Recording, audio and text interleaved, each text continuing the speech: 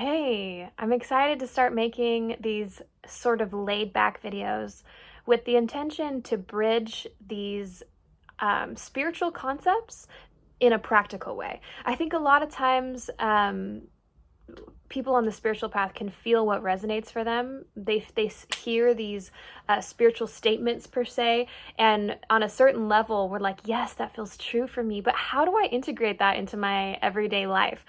And so, what better way to learn how to integrate these things than through sharing personal experiences and sort of vulnerable, I guess, personal stories of how to do this in everyday life in a very practical way. So that's what I'm going to do. And I'd like to start this week's talk with a personal story that happened a couple days ago to me.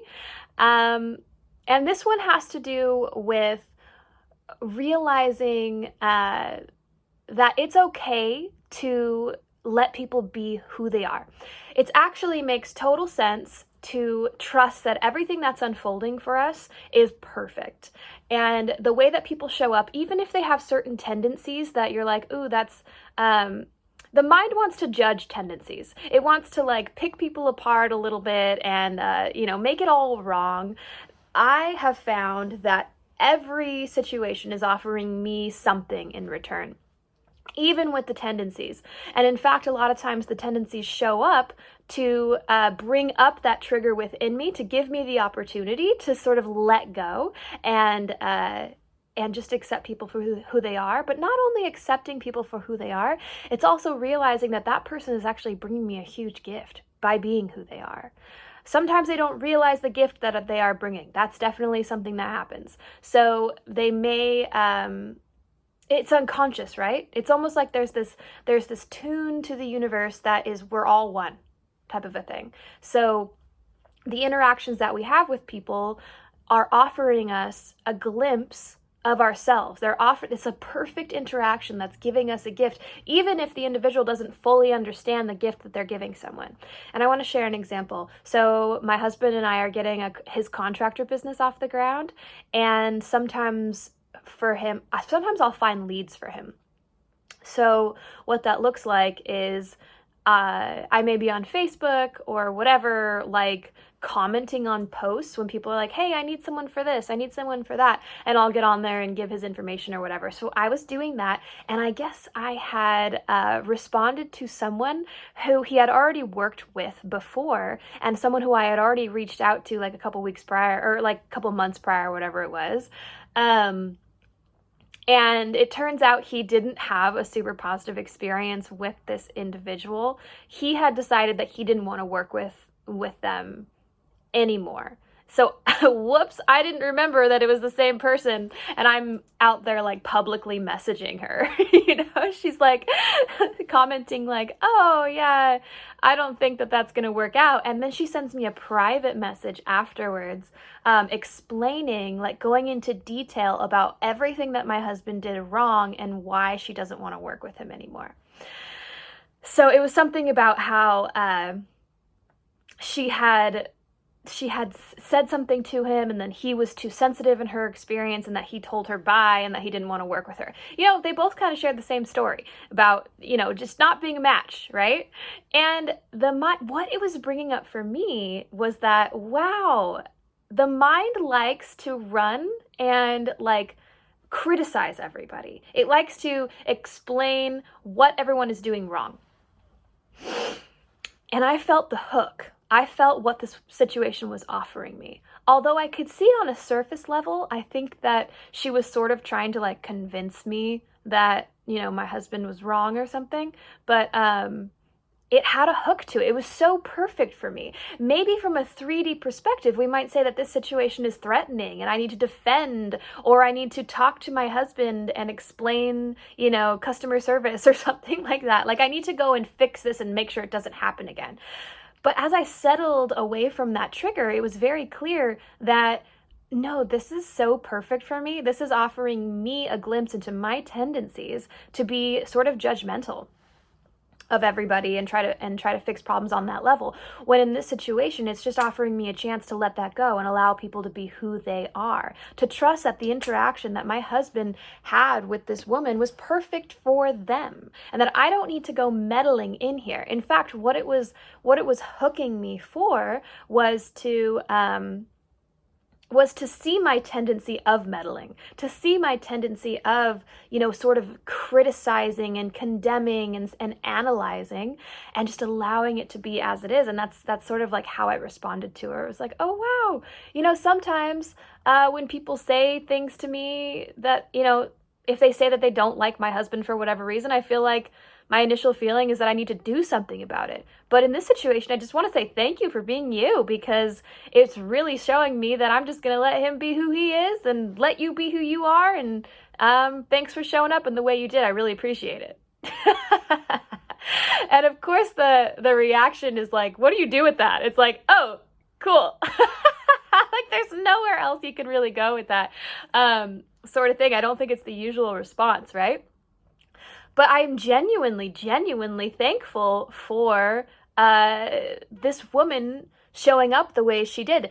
Also, see, here's where the mind likes to go into condemnation. The mind likes to be like, well, I should keep better track of the customers that he's worked with, so I make sure that I don't contact people twice, and da-da-da-da-da-da-da-da. It wants to analyze everybody, right? And I'm like, actually, no. I am so grateful that I reached out to this woman twice. It offered me such a great internal healing. I am so grateful for her, I guess, trying to vent to me or trying to convince me of how horrible my husband is, to try to get a reaction from me or to get me to talk to him or something like that. I'm very grateful for her tendency to do that, because what it did is it showed me my own tendency. I know that we're having this perfect interaction. Now, here's the deal. Just because that doesn't necessarily mean that we never hold boundaries. That doesn't necessarily mean that we say, oh, well, I see this tendency in you, but you know what? It's all good and perfect, and I'm going to ignore my guidance, my inner guidance, and I'm still going to continue to work with you. You know what I mean? Even though I'm getting a no inside. It just means that whatever tendency we're experiencing with somebody is not the end of the world. It's not for condemning them for having a tendency, or doing the opposite, or condemning ourselves for whatever our tendencies are that are matching this situation. It's actually just seeing, this situation is co-created on some level, and it's totally offering me something. I'm going to work there for what it's offering me. And anything that I'm guided to do beyond that is just the play of events. So it doesn't really matter whether my husband says, bye, no thank you, I'm not working with you anymore, or if he comes around and is like, you know what, I actually feel a yes on that now, and maybe we can do something. Whatever it is, it doesn't matter. That's not really what it's about. But I want to be clear on that, because a lot of times I think in the spiritual world, we start to sort of like self-gaslight. Now, gaslight is like this really hot word right now. It's sort of trending. I have to say it's not one of my favorite words, just because I think it's overused. But I want to use it in a context where basically you just ignore your own personal boundaries for the sake of some spiritual concept. That's like spiritual gaslighting. It's like, oh, well, we're all one and all is good. Therefore, even though you're showing me that you're an axe murderer, I'm just going to trust you, and I'm going to go get axe murdered in your basement. You know what I mean? Oh, it's all good. That's sort of like self-gaslighting. It's like, I can notice that you have certain tendencies, and I'm going to say, my guidance is saying a no on that. But the boundary is not for the sake of like serious self-protection or something like that. The boundary is not for the sake of condemning, they're just so bad, I have to put this boundary up because they're so horrible. The boundary is so playful. It's so playful. It's like, wow, thank you so much for being who you are. I am getting a no on this for sure. I'm not really interested in that whole thing that's going on over there. But this interaction that we're having was fucking amazing. And now I'm going to go left or whatever the guidance is. It doesn't matter. Yeah. Boundaries can be really, really playful.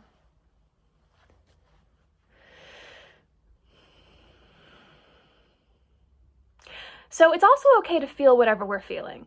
So, for example, when that lady had messaged me initially, I felt all the feels. I felt the conditioned reaction to defense. I felt the conditioned reaction to want to go perhaps have a discussion with my husband and figure out what he did wrong.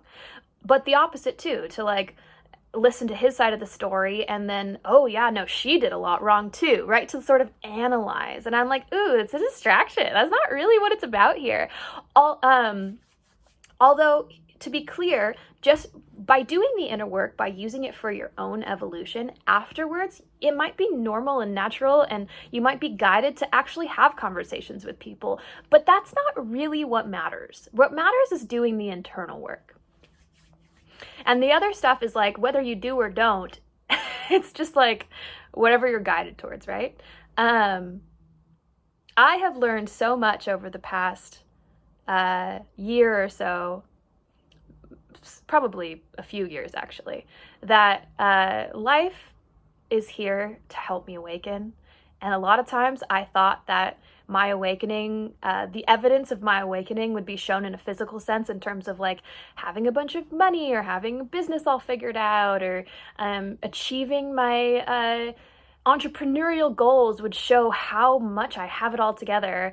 And wow, life humbled me in major ways in that way, showing me that the real juice, the real learning that I desire is from is not necessarily going to have proof in the pudding. It's not going to like have this image that appears that then gives you permission to love yourself or gives you permission to like say, well, look, I must have it all together now. It's really this receptive dance of letting go of the illusion, of letting go of the play, of letting go of needing it to look any certain way to have you have your self happiness or your connection or your your joy, right?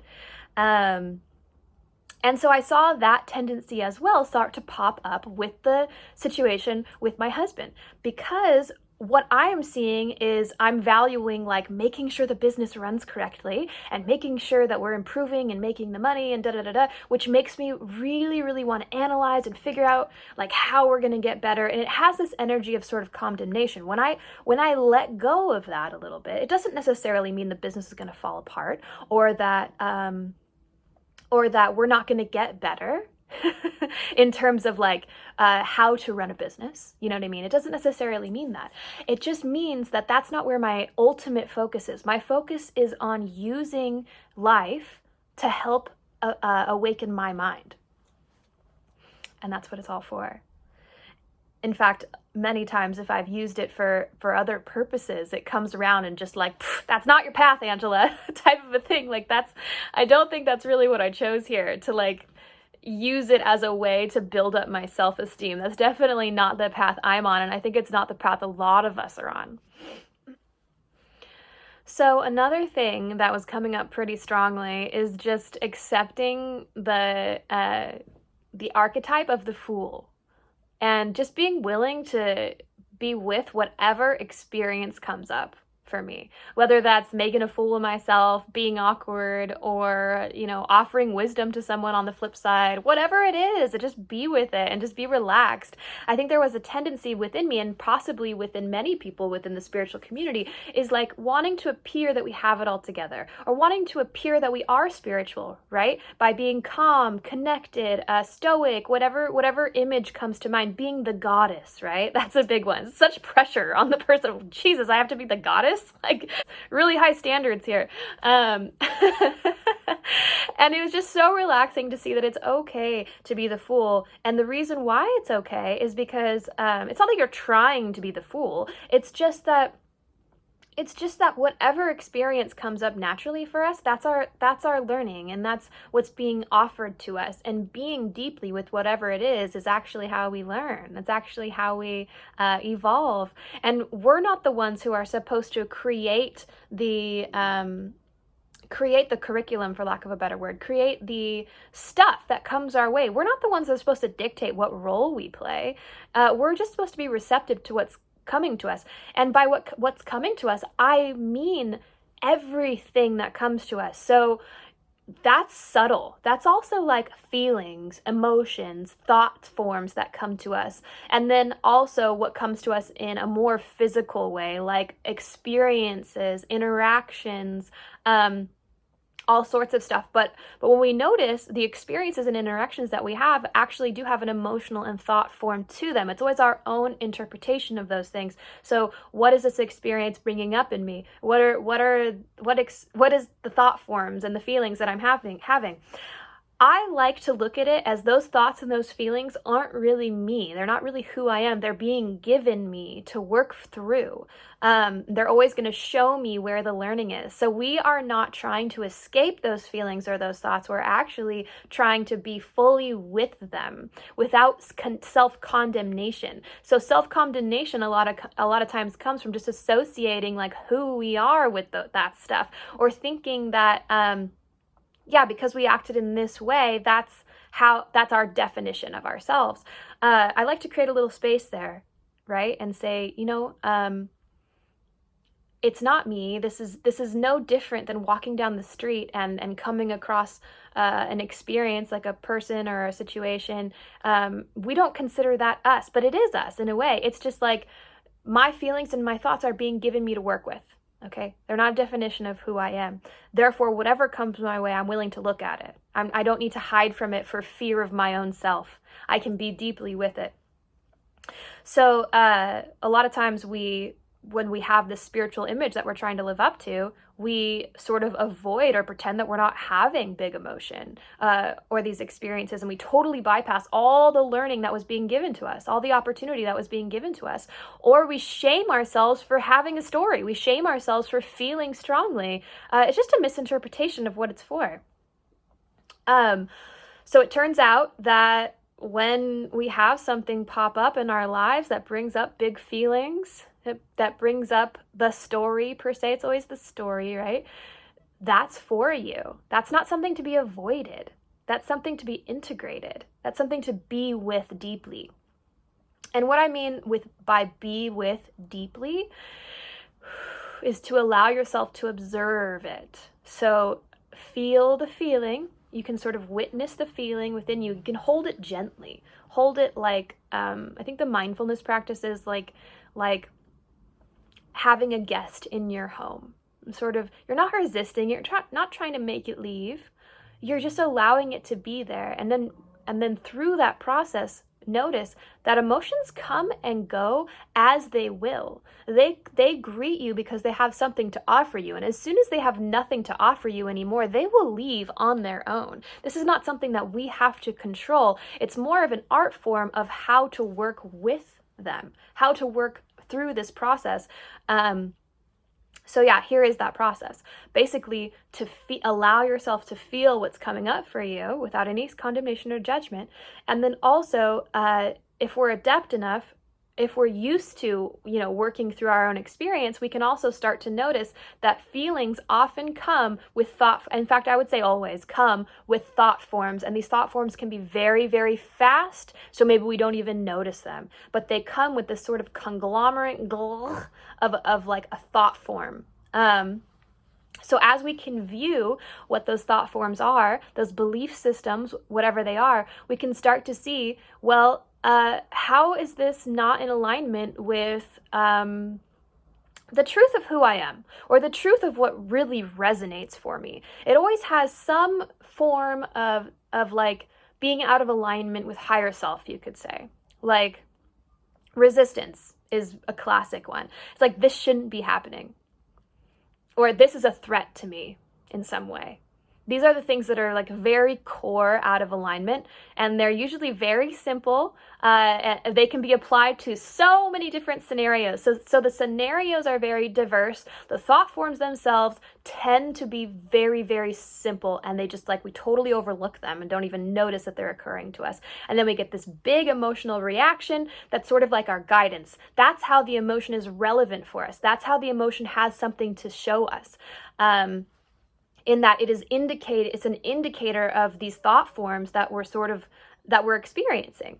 As we find our center through this process, it's interesting because we're not trying to avoid the negative emotion. It's not like, oh, hey, I'm gonna just switch to a positive belief right now so that I don't have to feel this. That's also, it can be a form of escapism. It's more like I'm going to be so deeply with this emotion and I'm going to witness my thought forms, and then I can be willing to shift. I can be willing to shift to something that resonates more with who I am, but it's not false positive thinking. So let me explain what false positive thinking actually is. False positive thinking is when we are still, in a large sense, attached to the form of things. And the form of things, when we are attached to the form of things, the way that we start to feel negative is when the form of things are not matching up with how we think they should be. And so we get this negative feeling of like, it's not preferable. Like, for example, it's the simplest thing, like, I'm driving to work and I get a flat tire or something. It's like, oh, this is not how I wanted. I thought I wanted things to go. False positive thinking would then be to say, my tire, whatever, now I'm going to get all brand new tires and it's going to be perfect. You see, it's still attached to the form of things. Finding alignment is actually a little bit more subtle than that. And it's understanding that no matter which way things go, it's okay. And that I'm going to find my trust in how life is occurring and detach from my attachment to how the form of things need to go. So it is belief work. It still is in the realm of belief work of how we're viewing reality, but it's not false positive thinking. It's not attached to form.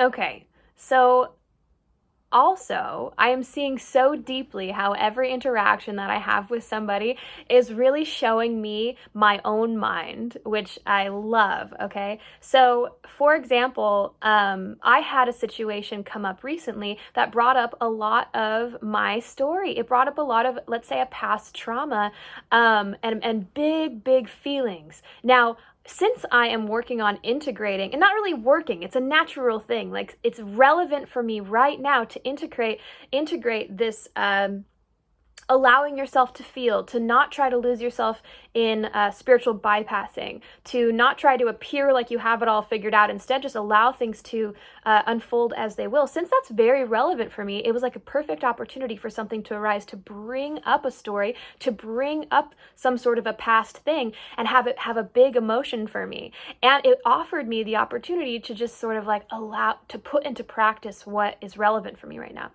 Now, what ended up happening is I call somebody who had gone through a very similar experience as I did. In fact, they were in the same experience that I did, from their own perspective, but we were together and it was the similar story that was being brought up. So I call them immediately to be like, hey, I just, what is this bringing up for you? Because, wow, it's bringing up a lot for me. And I know you're the one who went through this with me.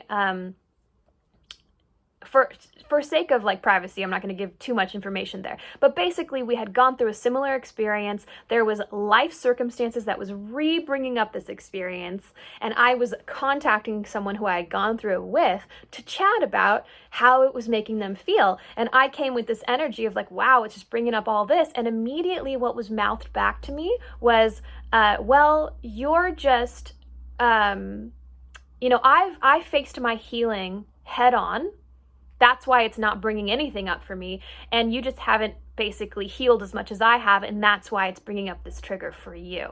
So there was immediately this feeling of condemnation, almost like, or that, you know what it is? It's the hook to go back into a spiritual bypass. It's the hook to say, oh, no, that can't be true. So I'm going to appear calm and connected and like it's not triggering me right now. And just forgive type of a thing. Now, I'm not saying forgiveness is bad. Forgiveness is fucking awesome. And that's of course like the root of these things, but you can see how things play out in a way that's super relevant for you. So also from a 3D perspective, quote unquote, it might seem relevant then to fight against that. It's like, oh no, they're so wrong. Can you see how they're condemning me? And like go into the story of that. But actually, from this perspective, I could see how I am not mad at this person at all. This person is showing me my own mind. This is all a divine play of energy here. And they're showing me They're just showing me, they're giving me the biggest gift right now, because I have an opportunity to either take that hook and to play out the similar patterns that I've played out time and time again, or I have the opportunity right now to demonstrate what's really true for me now, what's really relevant for me now. So the only response that I really have to a comment like that is, thank you so much for that. Now, here's the thing about spiritual bypassing, though, is that initially, I feel a reaction to that. Initially, I feel a trigger. And when I'm feeling that trigger, I do not feel naturally guided to be like, thank you so much for that. That was amazing. That to me would feel like bypassing a little bit. That would feel like, oh, I just am going to appear like the one who's grateful for you. You know what I mean? In the moment, it's like, oh yeah, that kind of triggered me, and maybe we should end this phone call and I'll catch up later, or whatever it might be for you. It's always different. But for me, that's what was relevant. It was like, okay, I'm going to end this phone call and I'm going to process everything that's coming up, all the uncomfortable feelings, all the stories, all the mental dialogue, whatever.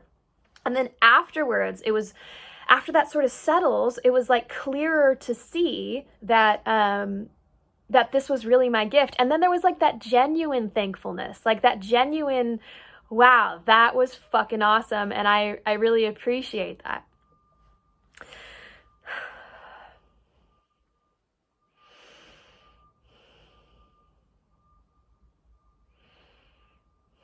It creates this sort of fearlessness is what comes to mind. The word fearlessness. Like, I am loosening my defenses on almost everything. The interactions that I have with people, it's like, even if you come to me with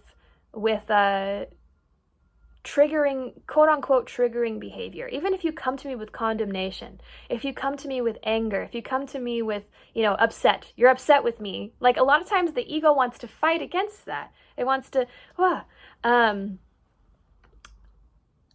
the practice is realizing that there's not even a threat in that. This is all just for my own healing. And a lot of times it's just showing me my own thought processes.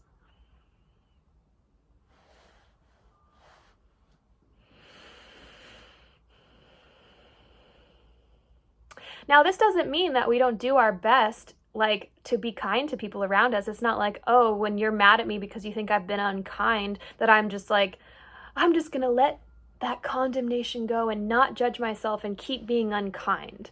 It's just that we realize that even if we are unkind, even if we are unintentionally being in a way that hurts somebody, let's say, that there's a certain amount of self-acceptance within that. There's a certain amount of like, okay, I can hear that. And I understand, based on my practice of forgiveness with everybody else, that I'm not here to feel guilty, and I'm not here to judge myself for that. Of course, I'm here to do my best and show up in a way that doesn't harm other people, but I'm done condemning. I'm done making it all wrong, because I see, even when other people come to me with their bullshit per se, I see how that is such a gift to me. And it's just that we're all conditioned to not see it that way. So the ego has a lot of defenses and likes to make ourselves into a victim, basically, in these situations, when that's impossible. It's impossible. That's why it feels so bad.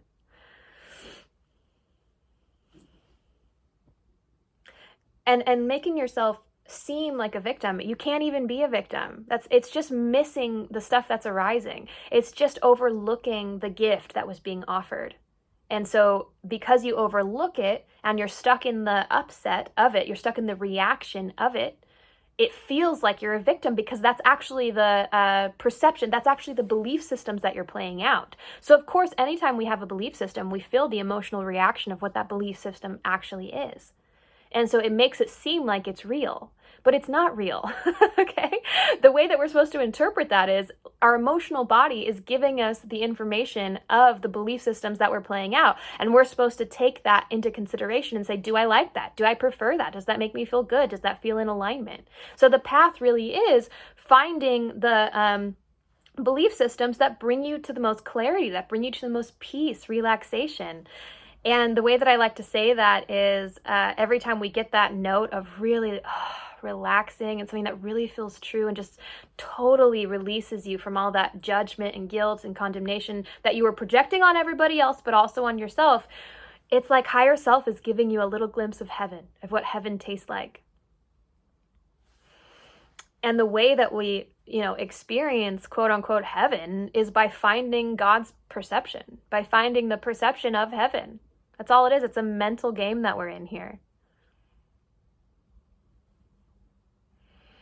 Now, again, I want to clarify again that this is not false positive thinking. It's not like that's, oh, just think positive. No, you see, this practice is so subtle. You got to feel everything. You accept everything that's arising. You don't try to escape it by thinking positive. And you don't, the way that you find alignment is not through being attached to form still and thinking that the form is going to go the way you want it to go. And when it goes the way you want it to go, that's how you're going to feel positive. And if it doesn't go the way you want it to go, you're going to self-condemn. You're going to be like, I must be doing something wrong.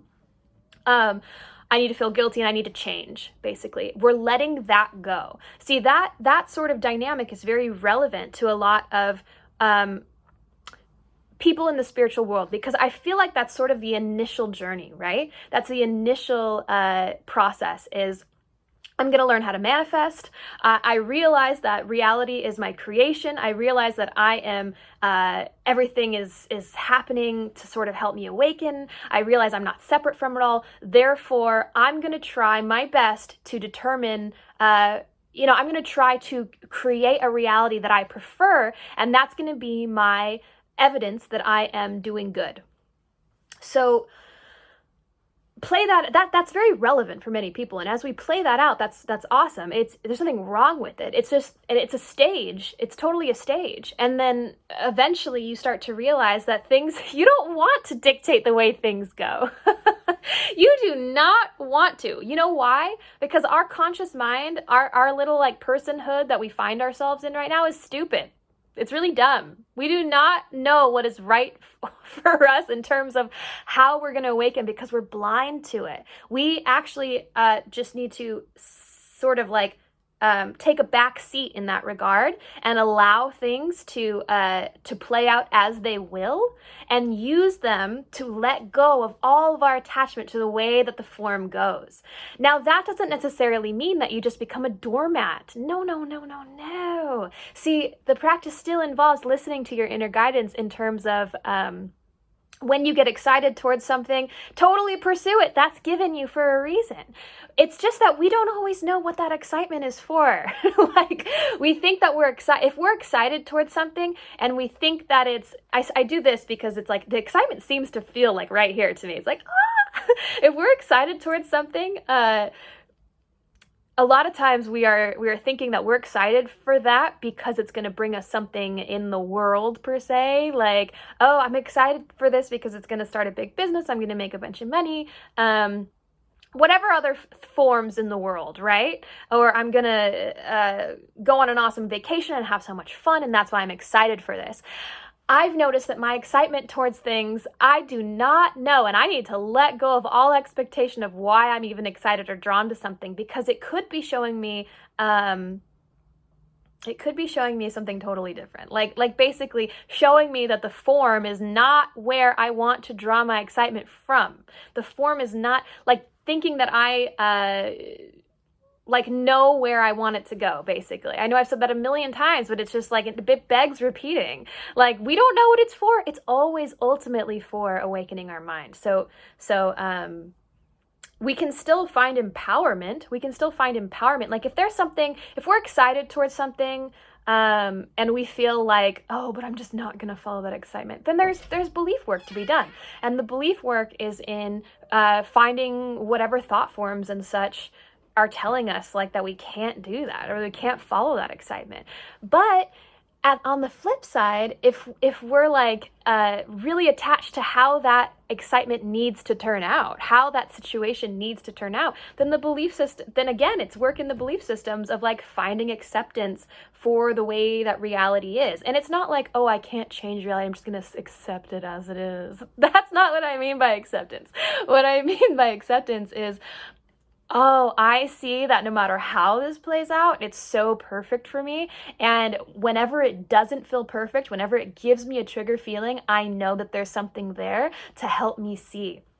Now, that doesn't mean that we're never going to physically get better. Like physically, I mean like learn skills in the physical world. Like maybe we get better at editing our videos per se, or running a business. That's fine. That happens naturally though. That happens through going through it. If we're so attached in that way, if that's where all of our focus is, then we're missing a lot of the juicy learning, and it ends up turning into this sort of like, we're carrying around all of our baggage with us as we're just gaining skills in the world. And that's not ultimately not what it's for. So yeah. Yeah, I think that about sums it up for this one. Oh, actually, there was one more thing. So as I went through this past week, as I went through these like really awesome integration things about integrating emotion and feeling and letting go of the spiritual image, as I was falling asleep one night, it came to my mind that I just dropped my earbud. Hold on a second. Let me put it back in. I was falling asleep one night, and it came to mind that, oh my goodness, I'm just so glad that I'm, ending this cycle. I'm so glad that I'm learning this stuff so I don't have to go through it again. Ooh, you feel that? I noticed immediately that there was a sort of pressure in that. There was a sort of like, again, an attachment to the way things are supposed to go.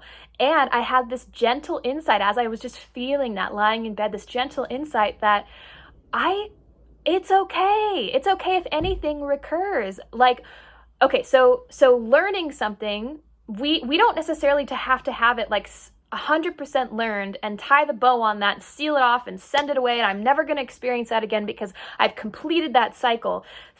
Life is gentle. Cycles are gentle. So it's like, oh, I'm integrating as much as relevant right now. If things happen to recur in the future, I know that they're just my gift. You see how there was a slight resistance there? It was like, oh, I don't want to learn. I don't want to experience this again. That also needs to be integrated. It's like cycles often do come back, just they get a little bit gentler and a little bit gentler and a little bit gentler every time, because we're just becoming adept. We're becoming good at recognizing these cycles and recognizing how to use them for our own internal connection and joy. And so they get lighter themselves, whether the actual physicality is a little more gentle or just our experience of it. So it's okay if it comes up again, and it probably will come up again. I don't need to think that I'm failing if the same cycle comes up again. Like, that's to be learned from in itself. I feel like that I say that because I think that's useful for a lot of us who are like, man, I'm just learning and I'm breaking cycles and stuff, and then if the cycle recurs, we're like, I'm failing. Obviously I'm failing because it's happening again, or I have the same trigger again. Maybe you feel angry again. That's not a problem. It's not a problem at all. Just be gentle with the journey. Trust that what is arising is perfect for you. We don't have to have anything ended or completed or anything. We just need to show up for what life is bringing our way. All right. Well, I think that about sums it up for this week. I have a couple announcements. So I'm not sure when you're watching this video, but if it is in March of 2022, I just want to announce that this is the last month that I'm offering by donation sessions. So this is a really cool opportunity to get an hour-long one-on-one with me that is at a cost that works for you, or a cost that feels good for you. So you can go ahead and reach out to me personally through Facebook or Instagram. You can check out my website, angelaroseyoung.com, and on the coaching page, it has a link to sign up to like schedule one of those by donation sessions. Again, I'm not going to have that link available after March 2022. From then on, I probably will be offering some different ways to do that. But it's a really cool opportunity to just get a taste for what coaching like this works like, and to see how you come with your life experience. You come with your particular game of awakening. And on the call, the intention is just to dig into how that's offering you your awakening and using it for what it's actually for, practical spiritual mysticism or whatever that really helps us transform and find greater joy.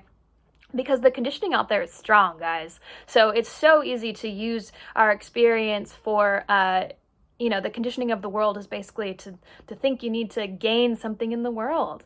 And that's fine. Doesn't mean you're not going to gain. Spirituality doesn't mean you're not going to gain anything in the world or have the illusion that you're gaining something in the world. It's just that doesn't matter. That's not what it's about. Like, all that matters is using it for our own evolution. Okay. Also, what else? Yeah, I think that's all for now. You can always reach out to me. I always offer sessions to chat with people. So no matter what time you're watching this video, feel free to reach out and go from there. All right, I'm excited. Thank you for listening. Bye.